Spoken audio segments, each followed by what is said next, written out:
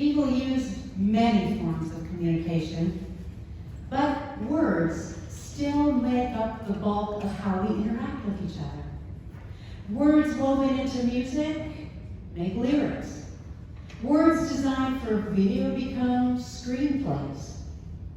And words connected with emotion sometimes build and sometimes jeopardize relationships.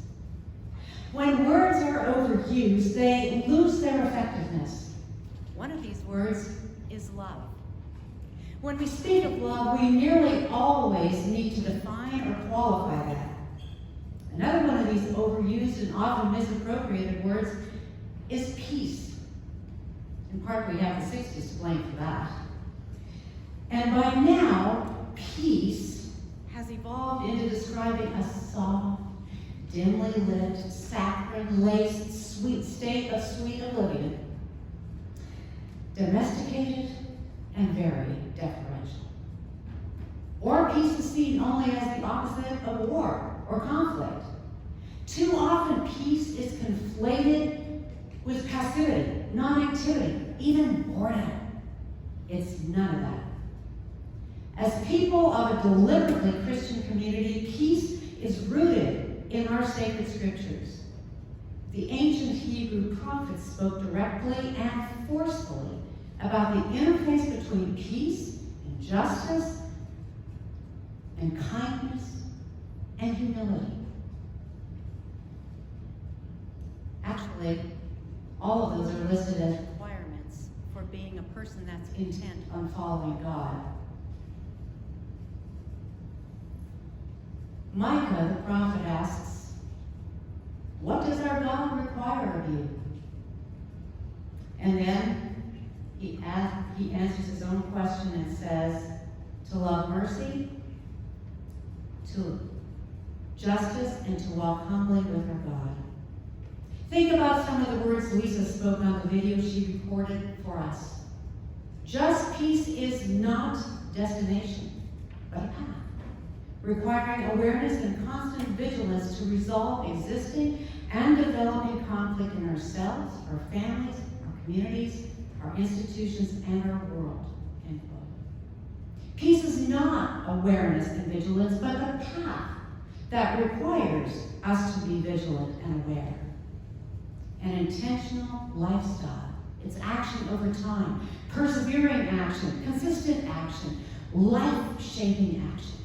Like a woodpecker that pounds away at the trunk of a tree, and in no time you have a little hole in the bark. Now, if you add the word just, making it just peace, the journey just got an additional edge to it. For those dedicated to just peace, our feet will become blistered. We may be battle scarred. Sometimes our noses might even get broken in the process. It is far from scented candles and essential oils, even though I love those things. Let me tell you a story. A family was forced to flee their homeland's deadly violence, bringing their memories, their dashed hopes and trauma to a country that was very different from the one they were used to. They did not speak the language. The new country's educational system was as foreign to them as local foods and neighborhood practices, and they worshiped differently. They first tried to settle in one city, and then they moved to another, and then they ended up returning to that initial place that they had begun calling home in their new land. Now, moving is always difficult for children. And add that to moving after you've been displaced from a homeland. That brings its own level of trauma. But there was a ray of hope for this family. Someone in their community noticed them enough to gradually, painstakingly learn about their lives and over time to build a relationship, a friendship. After a number of years, it became evident that two of the children were falling behind academically. In fact, their learning environments were anything but places that fostered learning. With each passing day and month, the children fell further behind academically, and deeper into melancholy. Their new friend from the community noticed, began asking questions, and looked for solutions. Fast forward. This community friend contacted school after school, spoke with officials in the district office, made visits to schools, sat on hold on numerous telephone calls, and basically scaled mountains of bureaucracy. But ultimately, successfully arranged for a transfer to a different school for these two children. This, my friend, is just peace with boots on. It's not glamorous work. This work will often not make headlines. There are no monetary rewards. In fact, there are only expenses. And exhaustion is its constant companion. This is not a gig to be abandoned when another, better opportunity comes along. It's steady. It's deliberate, persistent, putting pieces together one after the other. But it's not piecemeal. Piecemeal is often a random, haphazard stopgap measure. Just peace is like a long-haul trucker, making regular stops, yes, but always moving forward toward a goal. Do you recognize this story? Do you recognize that just peace warrior that it talks about? Some of you are nodding. It's Janet Capella, right from with her own congregation.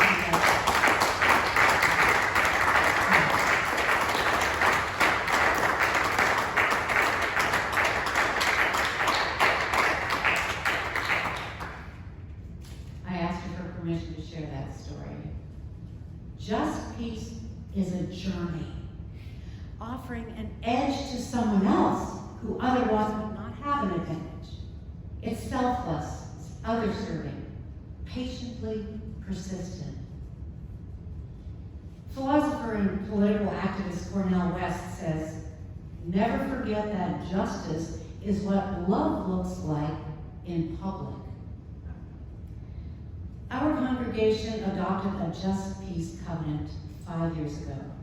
To those of you who are here in person, you have a copy of it right in your hands, and we'll look at it later. If you're watching us on live stream and would like a copy of that covenant, put your comment in the comment section and we'll get one to you. Let me quote a short passage from this covenant as it relates to that story that I just shared. Just peace is a belief that all people in our community and world are entitled to basic education, end quote. Basic effective education, I might add. What Janet and others like her, even a lot of you in this congregation, have done is living just peace with boots on. Sometimes just peace will need teeth in the form of political protest, resolutely refusing to back down even when threatened, and to press local business, educational structures, and local and national government to align with their alleged commitment to liberty and justice for all. Yes, all. Some of you may have read the piece I wrote for this past week's edition of E-News. Here are just a couple of lines. Peace, as defined by adherents to just peace theology, is far from passive. Just peace is not retreat, and it is not lazy. It is characterized by a willingness to press empires to address the needs of marginalized and oppressed people. It's a willingness to demand protection for our planet, leveraging buying power, urging corporate policy changes which improve working conditions, wages, and human rights. It is a willingness to call for the dismantling of forces which exist to control vulnerable populations. Just peace threatens power. And those who actively live this conviction become lightning rods for the empire's fury. End quote. And what does God require of you? To do justice, to love kindness, and to walk humbly with your God. When we stand with our siblings from the Islamic Cultural Center or Temple Beth Israel as they're targeted by hatred, we are living just peace. When we march in solidarity with every one of our LGBTQ plus siblings, we are living just peace. When we stand with a mom who's in a domestic violent relationship and she and her children are navigating that toxic environment, we are living just peace. When we boldly declare Black Lives Matter, and we are a Just Peace church, as we do on that scrolling marquee right there on North Crescent Street, we are living just peace. The list goes on, because the empire in whose region we live is oriented toward aggression, exploitation, white supremacy, and dominance. Some leaders within this empire offer a little more equitable solutions and opportunities. Others turn the spigot off until there's a mere trickle.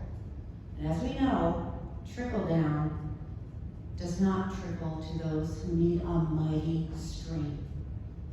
An empire ultimately exists to serve itself and to expand that reach. Right now, we need a surge of just peace work on every level to assure our planet, our children, and our democracy survive. We need teeth with our action, not the teeth of tearing apart like a predatory animal, but the sharpness of teeth, bringing precision, efficacy, and cutting bluntness to the task, not to the people.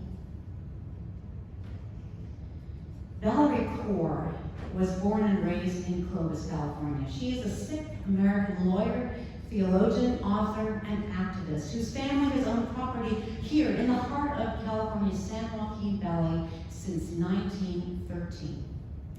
Kaur tells of the first time she experienced hatred because of the color of her skin, and how vividly remembers the first time she realized that her Christian friends thought she was going to hell.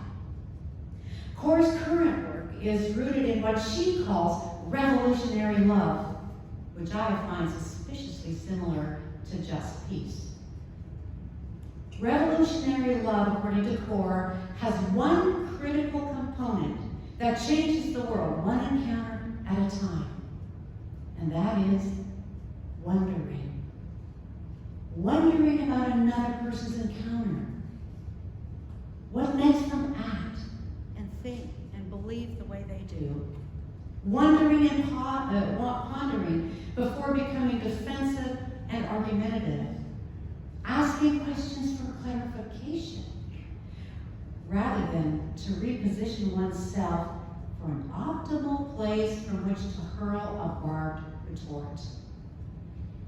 In her gripping book, See No Stranger, a memoir and manifesto of revolutionary love, Kaur tells the story about a conversation that she had with a group of white men in a cafe after she overheard one of them call her a sand N-word. After a long conversation with these people, she came to a place of seeing into their fear and to recognize their deeply ingrained white supremacy, which they had no idea of. She gained insight into the misfortune that shaped their lives. And then she goes on with these words. Let me get it right, I said carefully. You don't think every person is a human being? No, they're not, said Steve. I believe that every person is a human being, I said. I don't, he said. That makes me very sad. Now, was that a just peace conversation? If those that she wondered about and I conversed with respectfully didn't change their position whatsoever that she knew of? Yes. Emphatically, yes. Just peace is a journey, long, consistent, unflinching faithfulness in what matters. Not piecemeal, but piecework, like an exquisite quilt that may one day come to completion. We have heard the call to love from our faith traditions come down to us through the centuries, Cora writes. The task now is to put into practice the call to love that we've seen in our scriptures, our songs, our stories, on a scale we never have before. The task now is to model our society around the ethic of love without limit. That's our task, end quote. I call this prose as just peace. Prose, poetry, and prayer are all pillars of just peace. Chilean poet diplomat Pablo Neruda said, poetry is an act of peace. Peace goes into the making of a poet as flour goes into the making of bread. We could add musical compositions, art, dance. All can be expressions of revolutionary love and creations of just peace. What we saw last week in the work of Break the Barriers is just peace in action. Finding ways to include and invest in people of all abilities. Every time I hear her say, let justice roll like a river, this is a call to and an affirmation of just peace. Many times when I think about the myriad inequities and injustices, I have no words to pray. Very often the words from another ancient Hebrew prophet, Amos, come to mind, and I repeat them as a prayer. Let justice roll down like waters, and righteousness like a never-ending stream. We'll hear those words in our Just Peace Covenant a little later. So I call upon every artist, every writer, every dancer, everyone who has a creative opportunity to make just peace work, to create that. Words, music, art, dance, they are powerful mediums to call for justice, love, and just peace. In a few minutes, all of us will have the opportunity to express or renew our covenant to be a community committed to just peace.